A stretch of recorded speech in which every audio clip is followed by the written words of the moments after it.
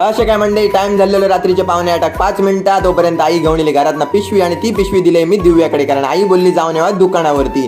पप्पांची बुलेट घेतली, धड रस्त्यावर काही दिसा नाही होतो, पण फायनली आम्ही जाऊन रिटर्न इलो आणि आईन पिशवीतनं काढल्यान अंडी. तर मस्तपैकी अंडी धुवून घेतल्यान आणि गॅसवर ठेवल्यान अंडी उकडूक पाणी, आणि बघता बघता आपली अंडी उकडून पण झाली. तोपर्यंत आईंना कांदो बारीक चिरूक घेतल्यान, त्याच्यासोबत कोथिंबीर, हिरवी मिरची, आला लसूण पेस्ट काढल्यान आणि मग थंड झालेली अंडी अशा प्रकारे सोलून घेतल्यान. तर तुम्ही कधी ना अशी किसणी घेऊन अंडी किसलात काय सांगा उकडलेली?